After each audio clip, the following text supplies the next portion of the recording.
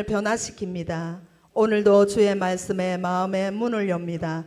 말씀하여 주옵소서. 듣고 깨닫고 말씀대로 살겠습니다. 아멘. 아멘. 여러분, 우리가 살아가다 보면 어떤 일을 시작은 있는데 끝이 없는 경우도 있죠.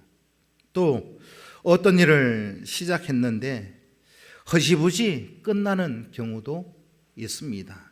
시작은 있는데 끝이 없죠. 이걸 흔히 우리가 용두사미 그렇게 얘기를 합니다.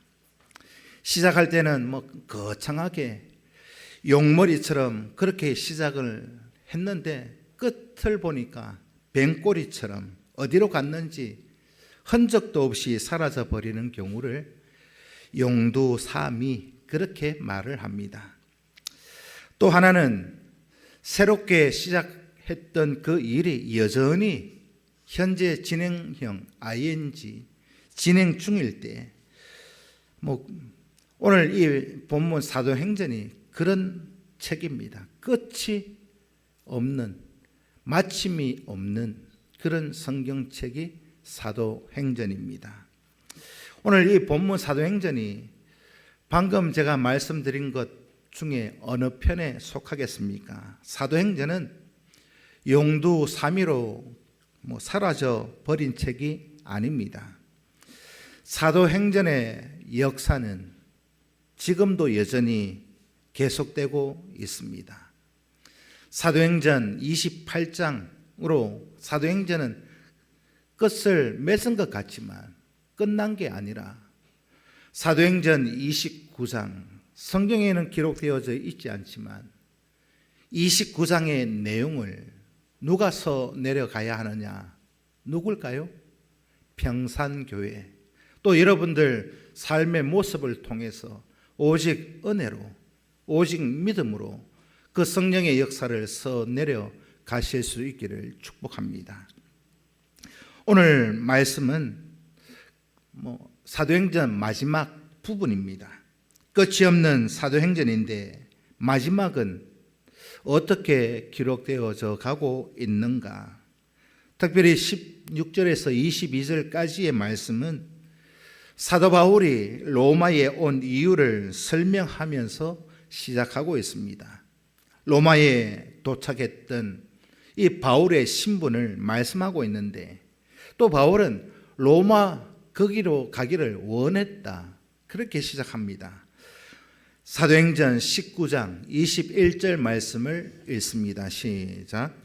이 일이 있은 후에 바울이 마게도냐와 아가야를 걸쳐 예루살렘에 가기로 작정하여 이르되 내가 거기 갔다가 후에 로마도 보아야 하리라 하고. 아멘. 지금 19장 21절에서 바울이 마게도냐에 가서 복음을 전하고 거기 마게도냐에서 돌아오는 길에 예루살렘으로 왔습니다. 또 로마서 1장 13절 말씀을 읽습니다. 시작. 형제들아, 내가 여러 번 너희에게 가고자 한 것을 너희가 모르기를 원하지 아니하노니 이는 너희 중에서도 다른 이방인 중에서와 같이 열매를 맺게 하려 함이로되 지금까지 길이 막혔도다. 아멘. 아멘. 이 말은 바울이 로마로 가기를 수도 없이 원했는데 여러 번 시도했는데 길이 막혀서 로마로 가지 못했다. 그래서 지금 편지를 써서 로마에 보내는 그 편지의 내용이 뭐냐? 로마서 성경입니다. 그러니까 사도행전과 로마서 이 두 군데를 조합해서 살펴보면 바울이 얼마나 로마에 가기를 원했고 또 로마에 가기를 원했던 그 목적이 무엇인지를 말씀해 주고 있습니다. 그 이유는 다른 이방인들처럼 복음을 전해서 열매를 맺고 또 복음으로 든든히 교회를 세워 가기 위해서 로마로 가기를 원했다. 자신이 그렇게도 바라던 로마에 이제 오늘 본문에 보면 도착을 했습니다. 오늘 28장에 보면 그렇게도 원하고 원했던 로마에 도착을 했는데 이 로마에 들어가는 이 바울의 모습은요, 참 일반적인 모습은 아닙니다. 어떤 모습으로 로마에 들어갔느냐? 죄수의 신분으로 재판을 받기 위해서 로마에 호송된 호송차를 타고 로마에 들어갔습니다. 오늘 본문 16절에 보니까 바울은요, 이 로마 군인들의 감시를 받고 있는 죄수였습니다. 어떻게 이럴 수가 있을까? 어떻게, 내가 죄수의 신분으로 그렇게 로마로 가고 싶었는데, 가고 싶기는 했는데 왜 하필이면 죄수의 신분으로 로마에 왔을까? 바울이 생각할 때 이건 아니지 않습니까? 원망하고 불평할 수도 있었습니다. 어떻게 이런 일이 일어났는가?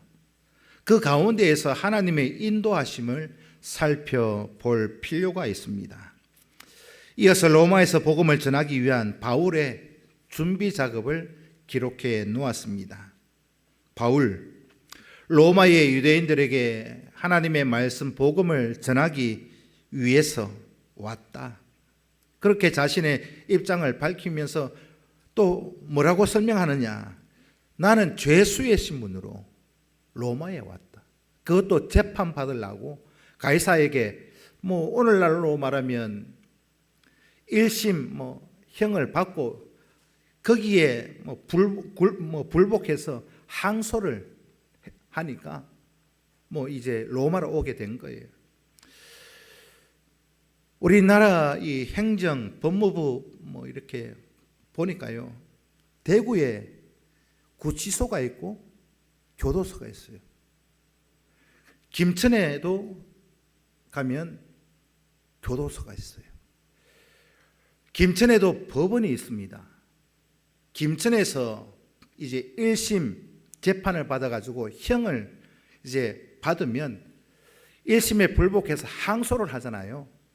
항소를 하면 김천교도에서 1심형 받는 동안에 갇혀 있다가 항소를 하면 어디로 가느냐? 김천에서 항소심을 받는 게 아닙니다. 어디로 갈까요? 대구로 옵니다. 김천에서 1심형을 받고 승복하면 끝나버리지만 2심 항소하면 김천교도소에서 대구교도소로 이감을 와요. 그래서 대구고등법원에서 2심 항소심 재판을 받습니다. 그런 의미로 이 로마로 오게 된 이 바울의 입장이 1심에서는 형을 받았고 2심에서는 항소해서 이제 다시 가이사에게 재판을 받으려고 로마로 왔다. 그걸 설명하고 있는 겁니다.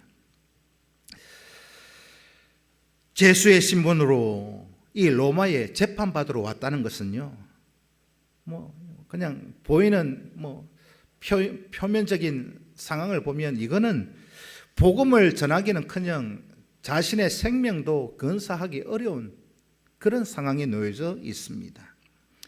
그래서 바울은 이런 자신의 상황을 이 로마에 있는 유대인들에게 설명하고 있습니다. 가이사에게 고소한 것은 자기 방어를 위한 불가피한 수단이었고, 결코 자신의 민족을 비난하거나 모함하기 위해서 로마 황제에게 내가 고소한 게 아니다, 항소한 게 아니다, 그렇게 설명하고 있습니다.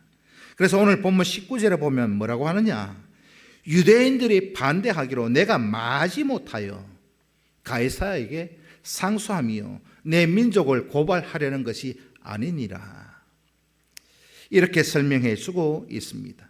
바울이요, 체포된 것은 바울이 무슨 죄가 있어서 1심 재판을 받은 게 아닙니다. 이스라엘의 소망으로 말미암아 내가 쇠사슬에 매인바 되었다. 20절에 그렇게 기록해 놓았는데, 이스라엘의 소망으로 말미암아, 다른 말로 하면 이스라엘의 구원을 위해서 하나님의 구원, 부활의 복음을 이스라엘에서 증거하다가 붙잡혔다. 그것 때문에 재판받았다. 거기에 항소해서 내가 로마로 왔다. 복음을 전하는 일 때문에 잡히고 갇혀서 이제는 지금 내가 죄수의 신분으로 이렇게 있다. 자신이 당하고 있는 형편을 설명해 주고 있습니다. 로마의 유대인들은요, 바울의 재판권에 대해서는 알지 못한다. 그렇게 기록해 놓았습니다. 그러나 바울이 전하는 이 복음이 무엇인지 이 로마에 살고 있는 유대인들은 소문을 통해서 다 들었다. 그렇게 말씀하고 있습니다. 사도행전 28장 22절 말씀을 읽습니다. 시작. 이에 우리가 너의 사상이 어떠한가 듣고자 하니 이 파에 대하여는 어디서든지 반대를 받는 줄 알기 때문이라 하더라. 아멘. 오늘날도 저와 여러분들이 하나님의 말씀, 복음을 증거하기 위해서 필요한 것이 있어요. 복음을 전하고 누군가에게 하나님의 말씀을 전할 때 준비 과정이 있어야 합니다. 그 준비 과정 속에 특별히 중요한 3가지가 있습니다. 첫 번째는 저와 여러분들이 구원을 받았지요? 믿으십니까? 무엇으로요? 내가 뭘 해서? 아니요. 은혜로, 오직 은혜로, 오직 믿음으로 구원을 받았어요. 그 구원 받은 것을 누군가에게 전달을 하려면, 전해주려면 복음을 전할 대상을 여러분들이 작정하셔야 합니다. 내 마음속에 내가 은혜로 믿음으로 구원받았는데 다른 누군가에게 이거 구원받는 이 일을 전하고 싶으면 아무나 전할 수도 있겠지만요, 특별히 여러분 작정하셔야 합니다. 마음속에 누구에게 이 복음을 전할 것인가 작정하고 또 이 복음을 전할 영혼을 위해서 꾸준히 기도하셔야 합니다. 우리가 아무리 전도를 하고 복음을 전해도요, 그 가운데 성령이 역사하지 않으면 열매 맺을 수 없고 거듭남의 역사는 이루어지지 않기 때문에, 그리고 기도로 준비한 그 사람에게 복음을 전하고 예배의 자리로 인도하는 것, 우리가 이 3가지가 꼭 필요합니다. 우리의 선교적인 삶을 이렇게 설명드릴 수 있습니다. 고넬료의 삶을 통해서, 고넬료의 기도를 통해서 우리에게 적용시켜 가보려고 합니다. 사도행전 10장 말씀 속에 보면 고넬료의 구원받는 일대기 과정이 다 기록되어져 있습니다. 고넬료가 어떻게 했는가, 어떻게 행동했는가 설명해 주고 있는데, 고넬료가 한 그대로 우리 평산교회 모든 성도들이 따라 하시기만 하면 됩니다.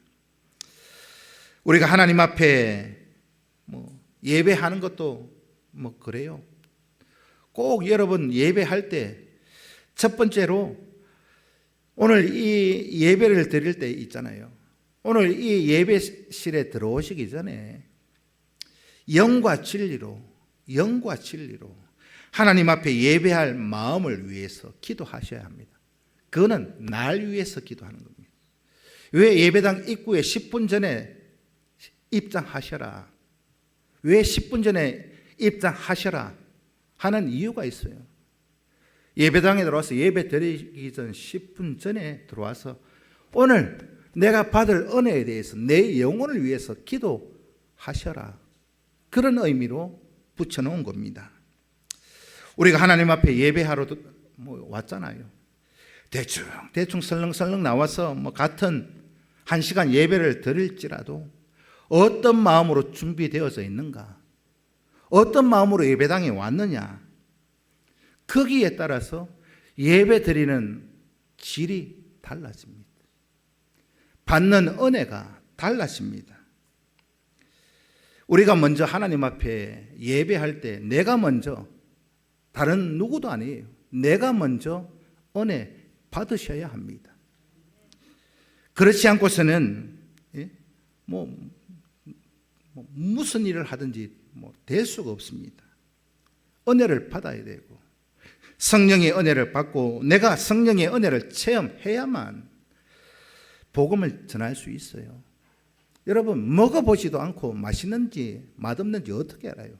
어떤 식당에 가더라도 가서 먹어보고 맛있어야 누구를 모시고 가더라도 대접하고 싶지. 안 가본 이상 식성이 다 다르잖아요.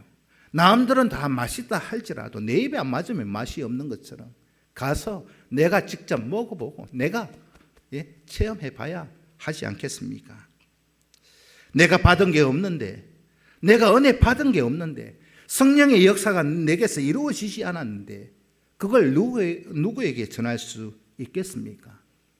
그래서 우리는 하나님의 말씀, 복음을 증거하기 위해서 먼저 우리가 성령의 은혜를 받으셔야 합니다.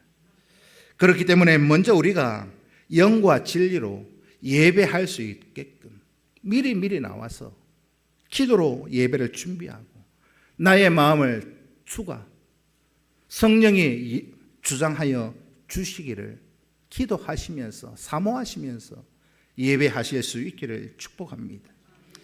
두 번째는요, 내가 예배 나와서 은혜 받고 성령의 역사를 체험했다면 두 번째는 뭐냐?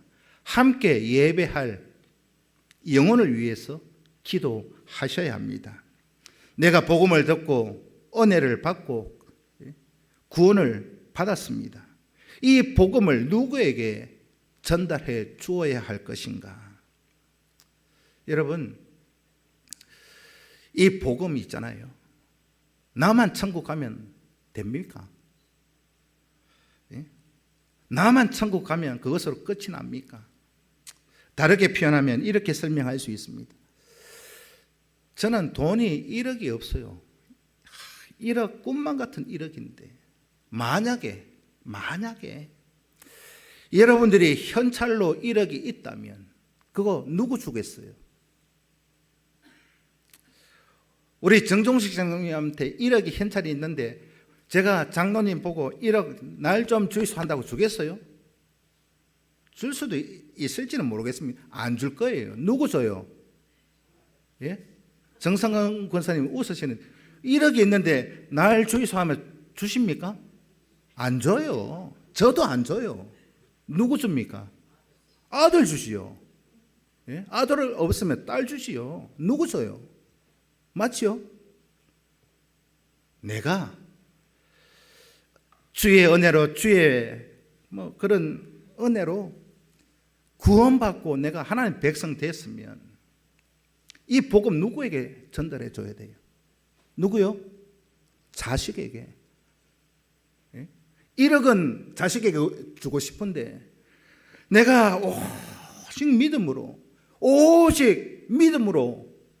구원받는데 이 믿음을 누구에게 전수해 줘야 되느냐? 누구요? 자녀들에게.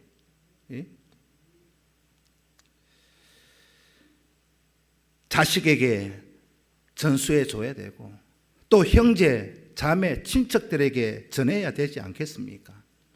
그렇기 때문에 우리는 함께 예배할 가족을 위해서 기도하셔야 합니다.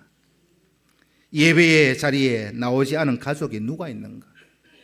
멀리 출간 자녀들 오늘 주일날 예배의 자리 갔는가 안 갔는가 여러분들이 확인하셔야 됩니다.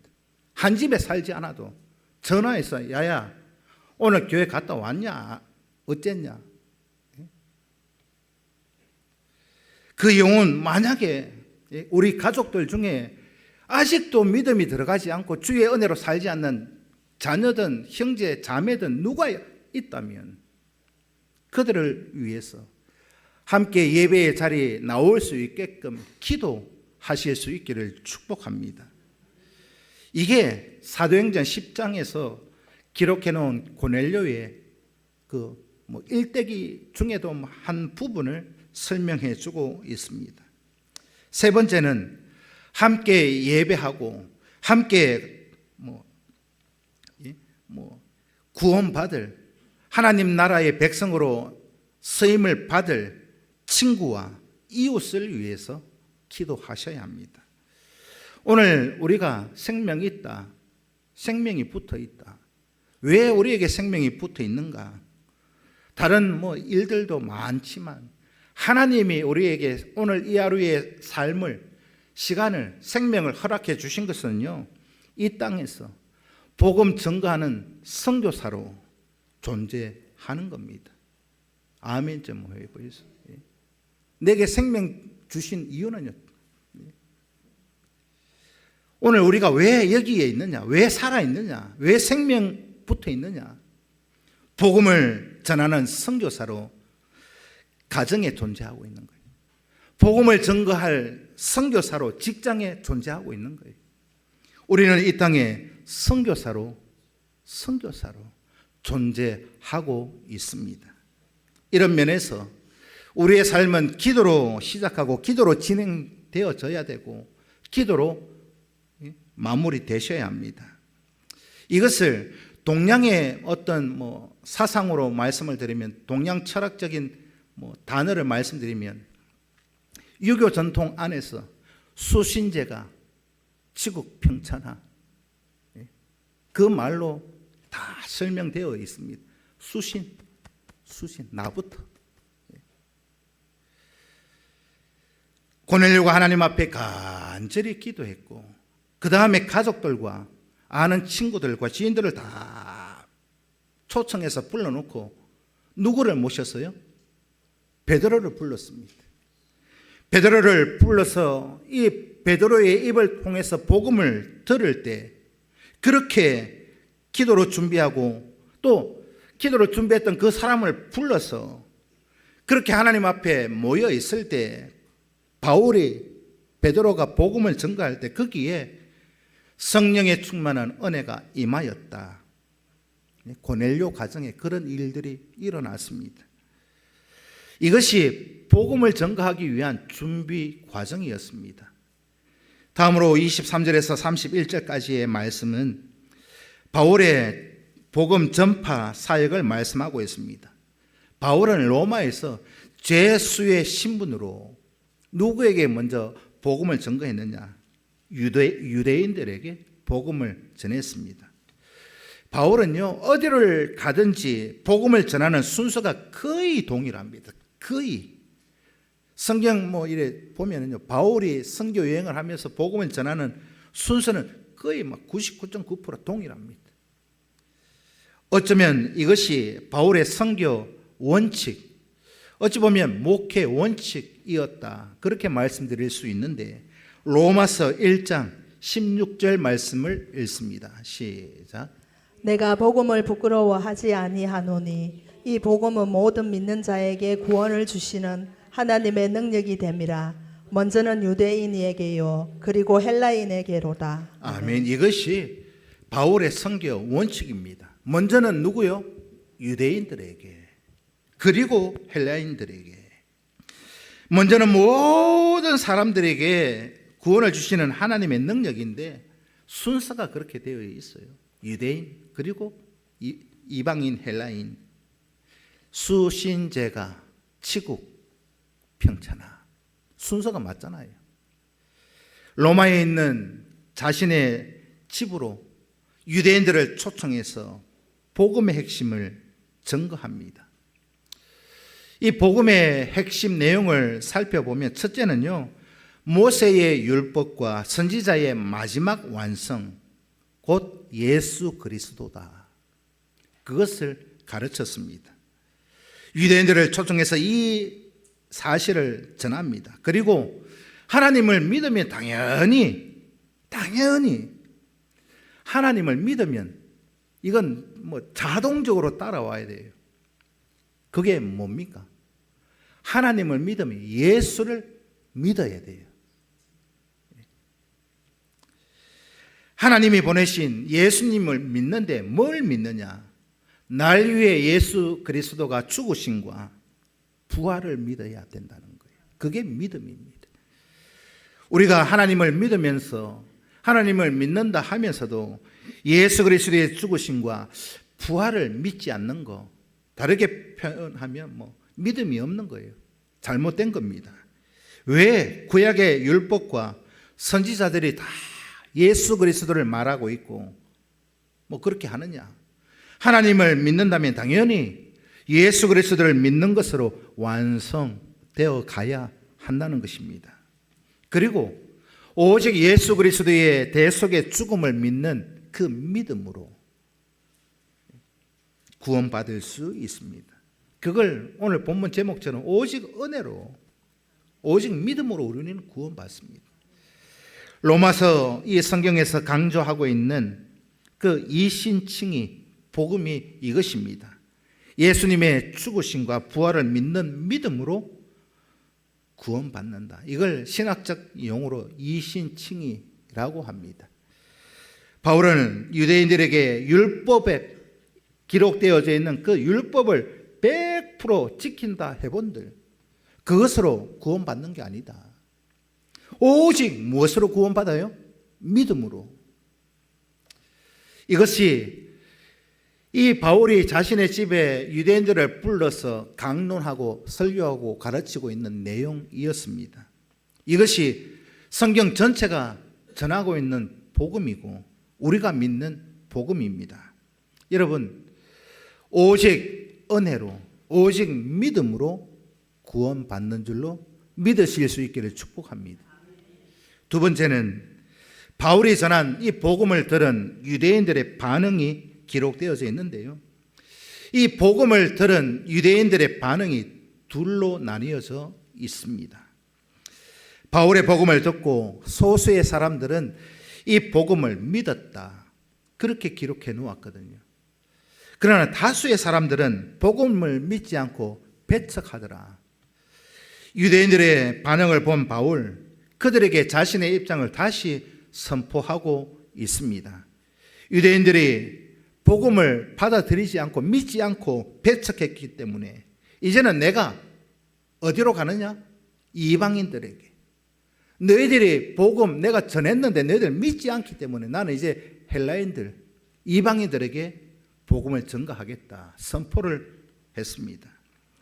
이후로는요, 오늘 이 본문 28장의 이 사건으로 통해서 바울이 선교의 모든 포커스를 어디에 맞추느냐? 이방인들에게 복음을 전가합니다. 하나님은 바울을 이방인들을 위한 그릇으로 준비시켜 놓으셨습니다. 사도행전 9장 15절 말씀을 읽습니다. 시작. 주께서 이르시되 가라, 이 사람은 내 이름을 이방인과 임금들과 이스라엘 자손들에게 전하기 위하여 택한 나의 그릇이라. 아멘. 하나님은 이방인들과 헬라인들과 이 임금들에게 복음을 전할 하나님이 택하신 그릇이다. 이 말씀은 다메섹에서 하나님께서 아나니아에게 사울에게 가서 기도하라 할 때 아나니아가 뭐라고 했습니까? 혹 기억나세요? 1월 달에 제가 설교했는데 못 갑니다 그랬습니다. 하나님이 아나니아에게 가라 하니까 못 갑니다. 사울이 다메섹에 와서 예수 믿는 사람 잡아 죽이려고 왔는데 하나님 거기 가라 하십니까? 나는 절대 못 갑니다. 아나니아가 그렇게 얘기했잖아요. 이렇게 말하니까 하나님께서 이 아나니아에게 하셨던 말씀이 뭐냐? 사도행전 9장 15절 말씀입니다. 바울을 향한 하나님의 선택, 부르심, 이렇게 실현되어져 가고 있습니다. 이방인을 위한 그릇으로 바울을 선택하셨는데 바울이 이 로마 땅에 가서 이방인들에게 복음을 전하리라 선포해 놓으셨습니다. 그것도 선교사로 간 게 아니잖아요. 당당히 선교사로 파송을 받아서 들어간 게 아닙니다. 죄수의 신분으로 똘똘 묶여서 재판받으러 와서 복음을 전하는, 어찌 보면 하나님이 부르시고 택하신 나의 그릇 역할을 잘 감당하고 있습니다. 하나님이 부르시고 택하신 복음 전가하는 그 일, 어찌 보면 누구도 예상하지 못한 형편, 상황, 처지로 하나님이 인도해 가고 있음을 보게 되어집니다. 이런 면에서 선교 또 전도라고 하는 것은 내가 하고 싶다고 하는 게 아닙니다. 하나님께서 계획하시고 계획하신 거기에 나를 부르시고 여러분들을 부르시고 하나님의 사명을 맡기셨다. 믿으십니까? 우리는 하나님의 심부름꾼으로 살아간다. 제가 자주 말씀을 드렸습니다. 우리가 계획을 세우고 뭐 이렇게 하지만 우리 계획대로 되는 게 몇 가지나 있으시던가요? 제가 볼 때는 없어요. 자식도 내 마음대로 안 돼. 건강도 내 마음대로 안 돼. 돈 버는 것도 내 마음대로 안 돼. 내 마음대로 되는 게 뭐가 있습니까? 내 뜻대로 내 계획대로 되는 게 뭐가 있어요? 다르게 표현하면 우리 생각, 우리 계획대로 되는 건 단 한 가지도 없다. 그렇다면 우리는 어떻게 살아가야 할까요? 하나님께서 나를 부르시고 그때 하나님께서 우리에게 맡기신 일에 심부름꾼으로 충성하시기만 하면 됩니다. 아멘이십니까? 예? 내가 어떤 일을 할지 나는 몰라요. 예? 어떤 누군가가 나에게 심부름을 시킬 때 왜 이 심부름을 시키는지 우리는 알 수 없어요. 심부름 시키는 마음 우리가 들어가지 못했기 때문에 몰라요. 예를 들어서 부모가 자녀에게 야야 저기 어느 집에 가서 뭐 좀 받아오너라 시켜요. 그러면 심부름하는 아들은 이거 받아와가지고 뭐 할지 모르잖아요. 왜 엄마가 이 심부름 시키는지 몰라요. 그러나 아들은 가서 엄마가 시킨 심부름 하기만 하면 되는 거예요. 그러면 엄마에게 칭찬을 받습니까? 욕을 먹습니까? 칭찬받아요. 하나님이 부르시고 우리에게 맡기신 일에 대해서 그냥 우리가 할 일은 그런 광고 있더라고요. 묻지도 따지지도 않고 뭐 보험 가입합니다. 받아줍니다. 우리는 하나님 왜 나에게 이런 일을 맡기십니까? 묻지도 따지지도 않으실 수 있기를 축복합니다. 순종만 하면 됩니다. 왜 아멘이 없으세요? 또 30절, 31절 말씀은요. 바울이 로마에서 복음을 전하는 사역을 설명해 놓았습니다. 2년 동안 오늘 보면 이태된 2년 동안 셋집에서 자유롭게 뭐 그렇게 복음을 전합니다. 이거 셋방살이 하는 집인데요. 이걸 누가 얻었을까요? 이 셋집을 한번 곰곰이 한번 생각해 보십시오. 오늘 본문에 보면 이태 동안 이 바울이 셋집을 사는데 2년 동안 셋방살이를 하는데 죄수의 신분으로 똘똘 묶여서 왔는데 다르게 표현하면 쉽게 설명하면 로마에서요 집을 얻어줬어요. 집을 셋방살이를 얻어주고 거기에 로마 군사들이 보초를 쓰고 있어요. 지켜주고 있습니다. 다르게 표현하면 가택연금 상태, 집 얻어주고 감옥에 있는 것이 아니라 그 셋집을 로마 재정으로 집을 얻어주고 군인들이 지켜주고 있어요. 다르게 생각하면 경호해준다 생각할 수도 있잖아요. 지켜주는 거라고 할 수도 있잖아요. 그러면서 가택연금 상태로 로마 군인들의 감시하에 집에서 그렇게 복음을 전해요. 복음을. 갇혀 있으면서도 복음을 전한다. 야, 이거 있을 수 없는 일이잖아요. 바울 자비랑으로 선교 안 하잖아요. 자기 돈 들여서 집을 안 얻어요. 자신의 신변을 보호해 주기 위해서 자기가 돈 주지 않아요. 로마에서 돈을 다 줘서 집도 얻어주고 바울도 지켜주고 거기에 찾아오는 모든 사람들에게 바울이 복음을 전했습니다. 복음을 전가하는데 막는 사람이 없어요. 여러분 이게 있을 수 있는 일입니까? 가택연금 상태인데 외부에서 그 집으로 들어가려고 하는데 지키고 있는 로마 군사들이 가로막지도 않습니다. 어떻게 이런 일이 있을 수 있느냐? 하나님의 역사하심이 아니고서는 있을 수 없는 일입니다. 사도행전 28장 31절 말씀을 읽습니다. 시작. 하나님의 나라를 전파하며 주 예수 그리스도에 관한 모든 것을 담대하게 거침없이 가르치더라. 아멘. 30절에 보면 오는 사람들 다 영접해서 그리스도에 관한 모든 것을 담대하게 거침없이 증거되는 놀라운 이런 일들이 어떻게 있을 수 있겠는가? 하나님이 하신 것이죠. 다시 말씀을 드리면 방금 제가 말씀드린 것처럼 로마에서 집도 지원해주고 보호하는 군인도 붙여주고 로마의 지원으로 하나님의 선교를 하고 있더라. 바울이 로마의 죄수의 신분으로 붙들려 왔는데 어떻게 이런 일이 있을 수 있습니까? 제가 여러분 설교를 준비하면서 이런 일이, 오늘 본문을 보면서 어째 이런 일이 있을 수 있는가 준비하면서 한 가지 질문이 생겼어요. 저 스스로에게. 죄수의 신분으로, 그것도 재판 받으려고 왔는데 누가 누가 바울을 로마에 왔는지 알고 그 셋집에 찾아올 사람이 누가 있을까? 이 사람들이 와서 또 거기에다가 바울이 복음을 전할 수 있었는가? 설교를 오늘 본문을 보면서 궁금증이 있어서 자료를 다 찾아보고 오늘 사도행전 1장부터 쭉 다 자료를 찾아보니까 답이 사도행전 안에 있었습니다. 27장, 28장 보면은요, 바울이 로마에 오는 그 과정을 보면 문제 다 해결됩니다. 질문이 다 해결됩니다. 바울이 로마로 올 때요, 백부장이 호송을 했습니다. 지금 로마로 간다고 배를 타고 로마로 가는 중에 지중해 항해를 시작했습니다. 그런데 이 지중해 항해를 시작하자마자 이 지중해 한가운데에서 태풍을 만났어요. 유라굴로라는 태풍을 만납니다. 태풍을 만나서 보름 동안 어떤 일들이 있었느냐? 야, 우리는 그런 경험 해본 적이 없는데 태풍이 일었는데 보름 동안 해도 보지 못합니다.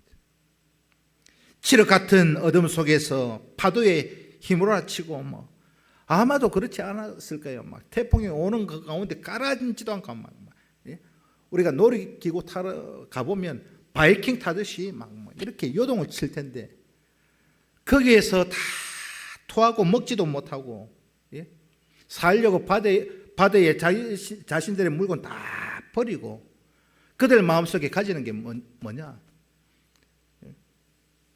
이제 살 소망이 없다. 이제 죽었다. 제가 예전에 섬겼던 교회 목사님이요, 배를 타고 일본으로 가셨어요. 배를 타고 일본으로 가는데 아마 죽을 뻔했다 그러는 거예요. 왜요? 했더니 출항해서 일본에 도착할 때까지 변기 붙들고 살았다는 거예요. 변기 계속 토하니까 다 토하고 먹지도 못하고 이제 죽었다 싶은데 그 엄청난 고난을 며칠을 당해요? 15일 보름을 당했습니다. 그렇게 고난을 당하고 겨우 멜리데라는 섬에 도착을 합니다. 그 과정 속에서 바울이 어떤 일을 했느냐? 소망이 없는 사람들에게 뭐라고 하느냐? 이제 다 죽었다. 보름 동안 오바이트하고 막 토하고 기진맥진했을 거 아니에요. 그들에게 바울이 한 말이 뭐냐?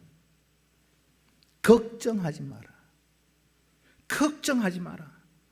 내가 하나님 앞에 기도했는데 어제 저녁에 하나님이 내게 보여주시기를 뭘 보여주시느냐? 하나님 우리를 살린다. 하나님이 우리를 살린다. 로마에 도착할 수 있도록 하나님이 다 인도하신다. 너희들 걱정하지 마라. 살았다. 내일 우리가 육지에 도착할 거다. 지금 먹고 오늘 먹고 이제 힘을 내라. 바울이 절망 가운데 있는 이 배 안에 타고 있는 모든 사람들에게 하나님의 인도하심을 가르치고 멜리데 섬에 도착을 했습니다. 그 섬에 도착을 해서 얼마나 추웠을까요? 이 불을 피워놓고 몸을 녹이고 있는데 하필 이 멜리데 섬 안에서 불을 쬐고 있는 그 자리에 뱀이 바울을 물어요.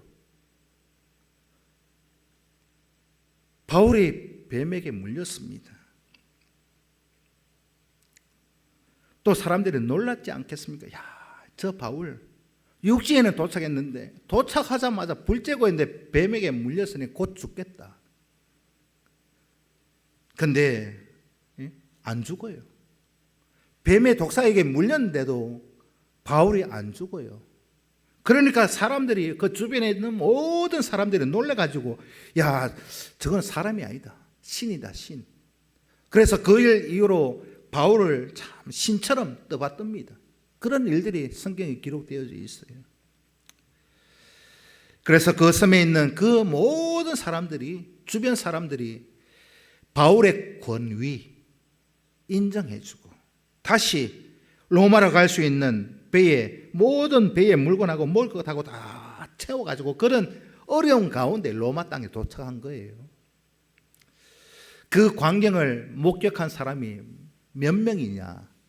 성경에 보면 276명입니다. 그 일을 함께 경험했던 사람들이 276명이라니까요. 거기에는 백부장도 있고 로마 군대 장교, 백부장, 죄수를 호송하는 군인들 있었을 것이고, 또 배를 이렇게 노젓는 사람도 있었을 것이고, 선장도 있었을 것이고, 또 다른 죄수들도 있었지 않았겠습니까? 그 사람들이 몇 명요? 276명이 거기에 있었습니다. 그래서 이 사람들이 로마에 도착을 했습니다. 그런데 여러분들 한번 생각해 보십시오. 로마에 오는 그 과정에 죽을 뻔했는데 276명이 로마에 도착해서 이제 가족들 만나고 친구들 만나면 무슨 얘기 하겠어요? 한번 상상해 보시라니까요. 가족들 만나고 친구들 만나면 무슨 얘기 하겠어요? 저 같으면, 야, 말도 마라. 내 로마 오다가 죽을 뻔했다. 살아있는 게 기적이지. 내가 여기 있는 거 참, 그런 말 하지 않겠습니까? 아무도 살 소망이 없는데 거기 참 희한하게 생긴 바울이라는 사람이 말하기를, 내가 하나님 앞에 기도했는데 그 사람 말 한 대로 다 되고, 그 사람이 멜리데 섬에 도착해 독사에게 뱀에 물렸는데 안 죽고 야, 그 바울이라는 사람 덕택에 내가 여기 왔다, 로마에 왔다 얘기하지 않겠습니까? 다르게 표현하면 그 배에 타고 있던 276명의 사람들이 다 사도 바울의 홍보 대사입니다. 가기만 하면, 누구를 만나기만 하면 이 얘기를 안 할 수 없잖아요. 죽다가 살았는데. 입만 열면 무슨 얘기 할까요? 바울 얘기하죠. 그 말 듣는 사람이 어디로 가겠습니까, 여러분? 276명의 그 사람들이 하는 말을 듣고 들은 그 사람이 어디로 가겠어요? 이게 적당한 비유는 아닙니다만은, 오늘날 유튜브에도 보면 유튜브에서 좀 소문난 점쟁이들이 있어요. 소문난 무당들이 있습니다. 거기에 줄 서요, 줄. 어느 무당 용하다 그러면 유튜브에서 거기 앞에 번호표 뽑는 기계가 있어요. 줄을 섭니다. 점쟁이들, 용하다는 점쟁이들 앞에 줄을 서요. 276명의 각양각지 모든 형편이 다를 텐데 로마 전 지역에 퍼져서 하는 말들이, 그 말을 들었으면 들은 사람은 어디로 올까요? 바울에게 올 수밖에 없잖아요. 야, 정말 그들 말 그렇게 했는지는 모르겠습니다만, 제가 좀 각색을 해보면 그 말을 들었으면 궁금하지 않겠어요? 바울에게 가서, 야, 바울이라는 사람 보고 싶을 거 아니겠습니까? 누구냐, 어떤 사람이냐 찾아가지 않겠습니까? 276명 로마의 각 지역에 흩어진 바울의 홍보 대사였습니다. 그 276명의 사람들의 말을 들은 사람들이 다 바울을 찾아와서 그 셋집에 찾아와서 복음을 듣고 간증을 듣고 그렇게 했지 않았겠는가? 그래서 그 사람들에게 하나님 나라를 전파하며 주 예수 그리스도에 관한 모든 것을 담대하게 거침없이 전했더라. 왜 바울이 담대하게 거침없이 전할 수 있었습니까? 밀려오잖아요. 소문을 듣고. 바울이 어떤 사람인가 들었으니까 저 같아도 당당하게 복음 전하지 않겠습니까?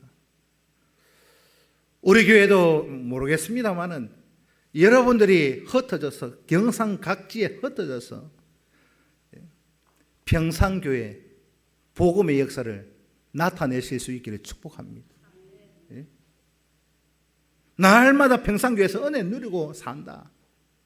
성령의 체험을 누리며 산다. 미 터질 겁니다. 여기.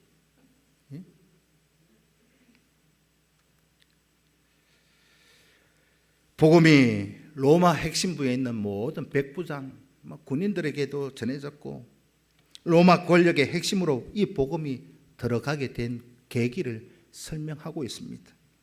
이렇게 해서 결국은 로마가 복음화되었다.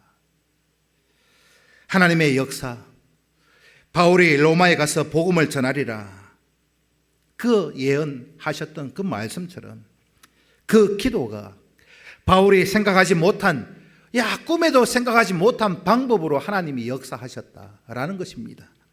죽을 고생하고 그것도 죄수의 신분으로 왔는데 하나님은요 가장 빠른 길로 가장 효과적인 길로 인도해 주셨다라는 사실입니다.